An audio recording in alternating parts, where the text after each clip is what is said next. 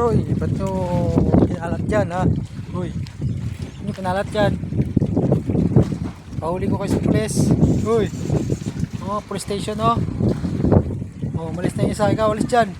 Kinalat mo yan. Ha? Alis. Ikaw, alis ka na para hindi ka napahuli. Tinakot ko yung isa, natakot eh.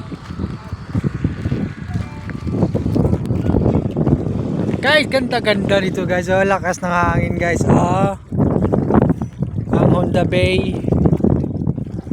May bago ng floating dock Dati yun lang yung floating dock dito Ngayon may bago sila mahaba. Tapos itong dock maglalakad dito. Ayan dock.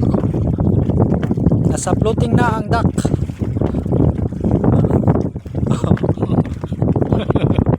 Floating dock.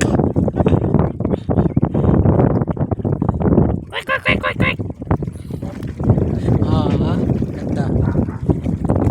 High tide dapat pala hindi lang malakas na hangin, maganda dito mga whale. Itong side na to maganda na. Malalim na yun dyan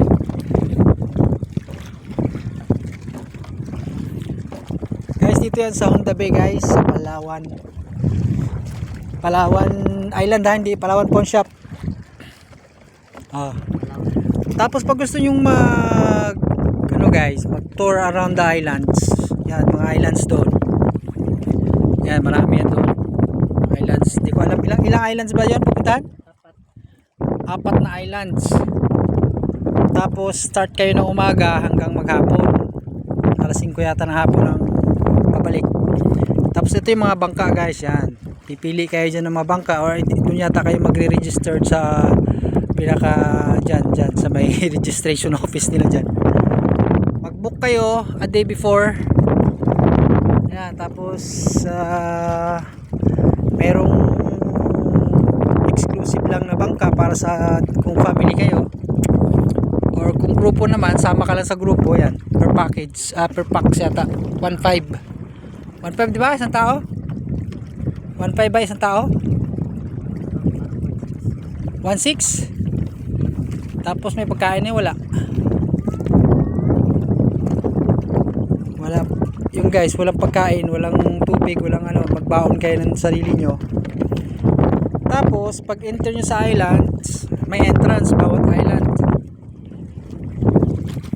Magkano entrance sa islands? 50? 80 pesos? 80 to 100 daw, grabe. So dapat talaga may baon kayong pera. At least once in the blue moon lang naman yan guys, pag napatpad kayo dito sa Palawan. Siyempre kunyari nagbakasyon kayo dito once a year, so isang beses lang mangyari sa isang taon. Hanap buhay na rin ng mga tao yun dito guys, tulong nyo na rin sa kanila at sa mga tao dun sa isla, kasi tourist ito, destination.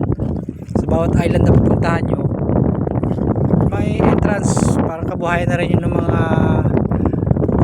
doon, mga katutubo natin doon na nakatira, or yung mga community doon sa isla.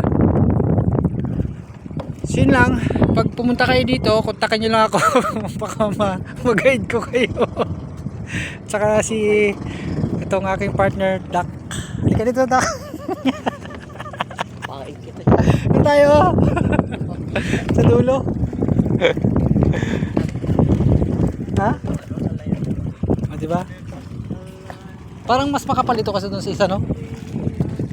No?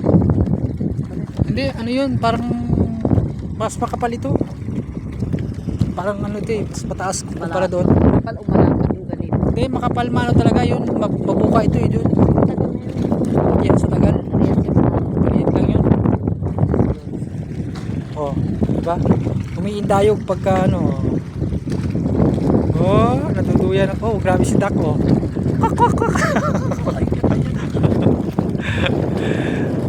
Okay guys, so sana na gustuhan nyo ang video na to.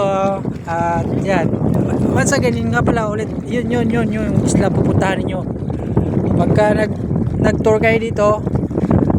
At yan, boat tour yan, yun, hanggang doon. Boating ang tawag na, boating yun, hanggang doon, isla doon. Doon pa yata yun sa dulo, 4 daw na isla eh. Ako ako, hindi pa ako nakatry.